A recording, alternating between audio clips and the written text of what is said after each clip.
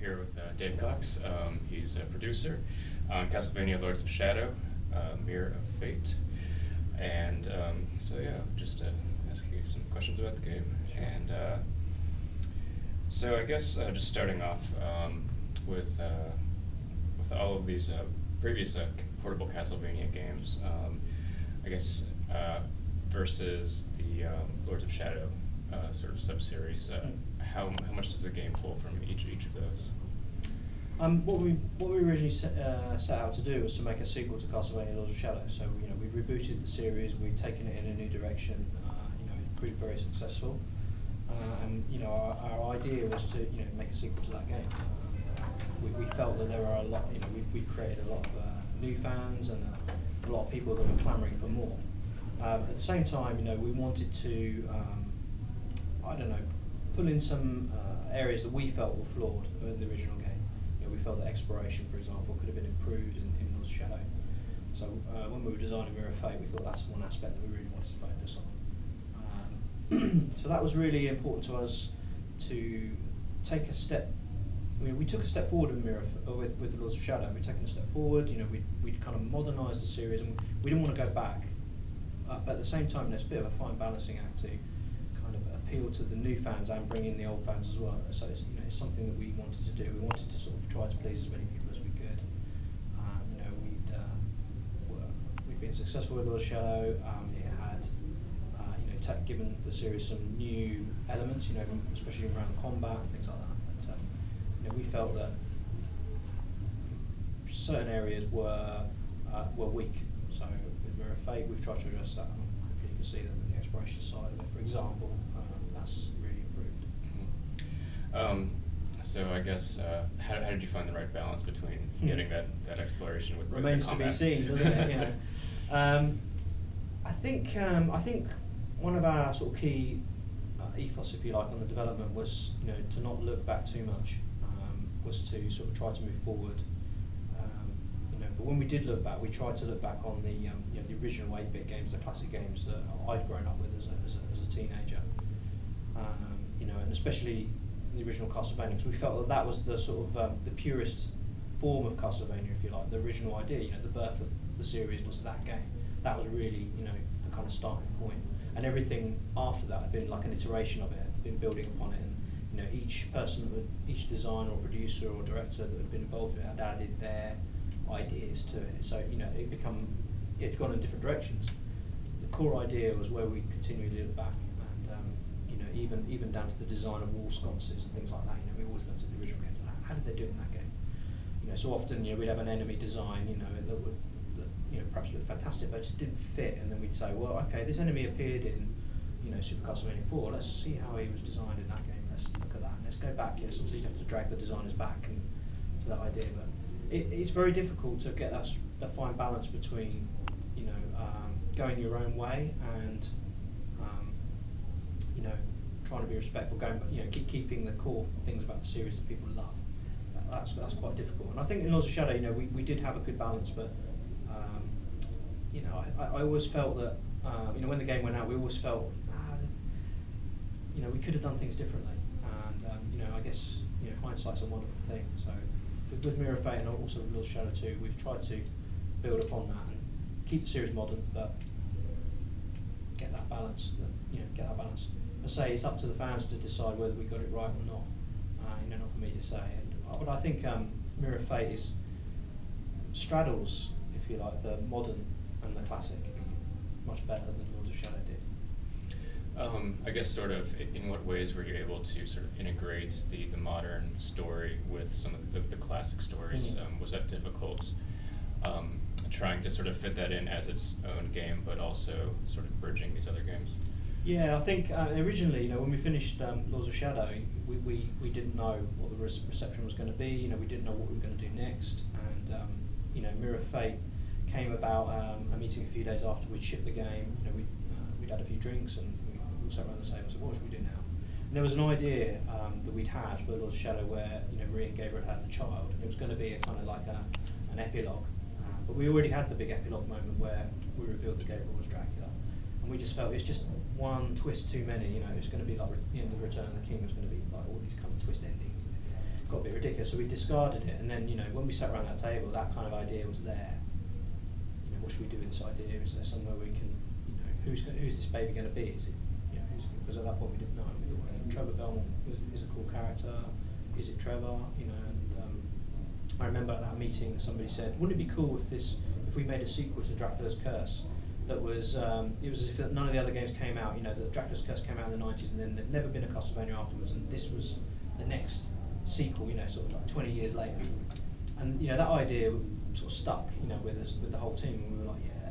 And so the idea of multiple characters sort of came up, you know. Okay, so Trevor's the son, you know, who's the grandson? It's got to be Simon Belmont, yeah. And that's kind of, you know, how the idea sort of developed for Mirror of Fate. So we started looking at Dracula's Curse as a kind of a template, if you like, for this game, telling the story of multiple characters. You know, that would be interesting, something we didn't do in Lost Shadow. You know, we were very much focused on Dracula, on Gabriel. You know, we thought it'd be interesting to tell the story about the Belmonts' relationship with Dracula. Why is it that they are the ones that go after him all this time? What, you know, this blood feud, how did it come about? How you know, what's it all about? So the idea of fate, you know, started entering the picture, started entering the design discussions. You know, the fate of what Gabriel chooses, what he does, how it affects his son. And then we thought, what about, you know, what Trevor chooses? How does that affect his son? You know, like dropping a pebble in a pond. You know, there's ripples. How do those ripples, you know, go throughout our time? You know, Mirror of Fate, I think, tries to answer those questions. So we always had the overarching arc of the story of Dracula, but we just didn't have what went in the middle. You know, we had a few ideas, but nothing sort of concrete. And when we were designing and developing Mirror of Fate, it started to make sense. You know, and then obviously the game Lost Shadow was very successful, and you know, Konami said let's do a sequel. And at that point we thought, okay, these things are starting to fit now, and it's all starting to make sense. And that's basically how it goes. It's sort of flying by the seat of your pants, I suppose. But you know, you don't know in game development whether you're going to be making another game. You just have to take your opportunities. You know.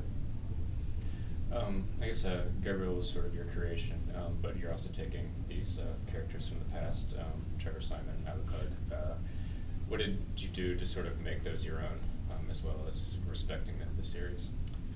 Yeah, I think that's one of the most exciting aspects, to be honest, because, you know, when the artists were sort of visualising these characters, we were looking at all the original designs, you know, especially with Simon, you were like, well, you know, we wanted this gruff barbarian type character because that's the character that I knew.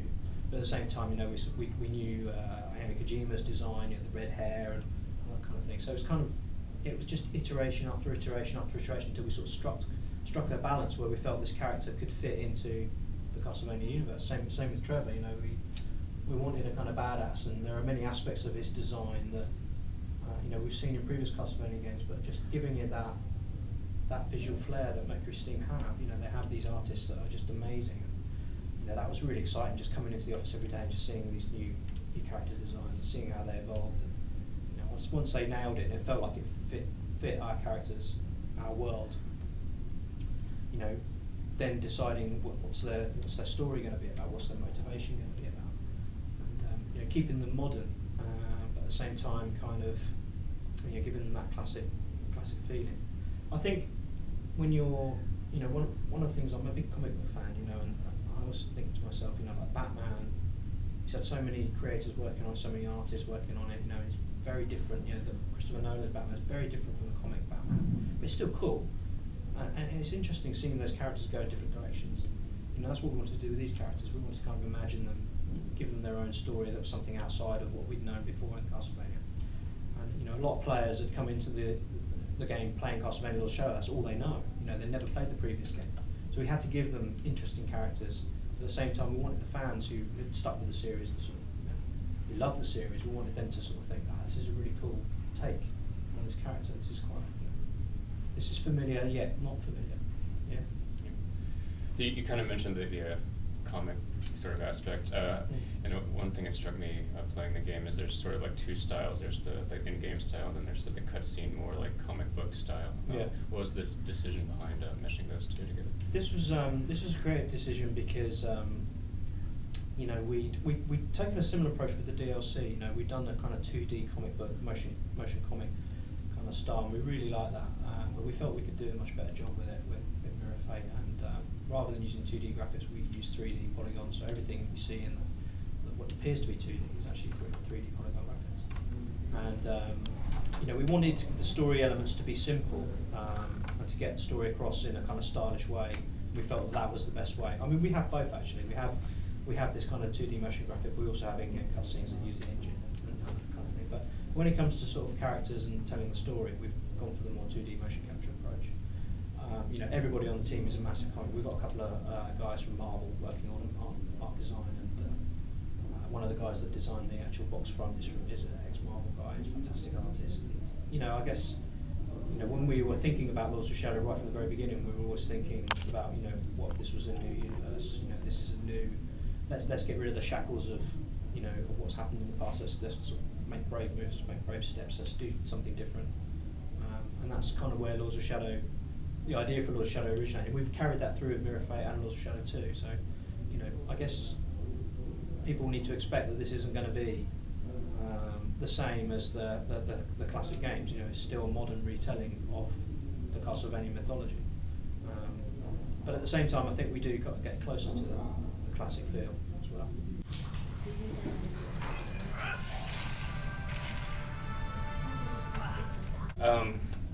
Did Igarashi or Kojima consult on this game, and how did it sort of, what was the decision behind bringing it to 3DS? After we worked with Mr. Kojima on the original game, I think we all felt that it was time for us to move on, our own separate paths. We'd sort of proven ourselves. I think at the beginning it was a lot of, Lords of Shadow was quite a difficult development. A lot of people didn't believe in it. A lot of people had doubts about it. Having Kojima-san sort of support us really helped with that. But it was still a difficult decision. I think when the game came out, we really didn't know what to expect. Honestly, we had no idea if we were going to do another game. Literally, we didn't know. But when the game did very well, it was the most successful Castlevania that's ever been released. That is vindication to us as a team. We thought we were ready to stand on our own 2 feet, and he was willing to take a step back. He supported us in the first game, and there was no need for him to be involved in the second game. Mr. Igarashi, we took a conscious decision back in 2007 when we designed the original game. Was we were going to go our own way. We were going to do our own thing. We weren't going to work with. We did talk about it. We talked about working with Yamane-san. We talked about working with Kojima-san, Ayami Kojima, the artist, and but then we thought, no, if we're going to do this properly, we've got to, we've got to be brave, and we've got to do something new. Let's do something new. And I think, the success of the game has kind of borne that out. So I'm very proud of the game. I think with Mirror of Fate, we've again made our own decisions. And I think this time we've been a bit more liberated than we were with the original game. I think now that we know that there's a market out there that people can accept change, people are happy, looking forward to the next one. I think it made us gave us a bit more freedom to take it in a stronger direction. I think this game is a much stronger game than the original Lords of Shadow. I think Lords of Shadow 2 is going to be a much stronger game than the original Lords of Shadow. And I think when people see all 3 games together, in the trilogy, the Dracula trilogy, if you like, I think people will look at it as a kind of encapsulated world, and hopefully a successful mythology. Very well. Thank you for your My pleasure. My pleasure. Thank you.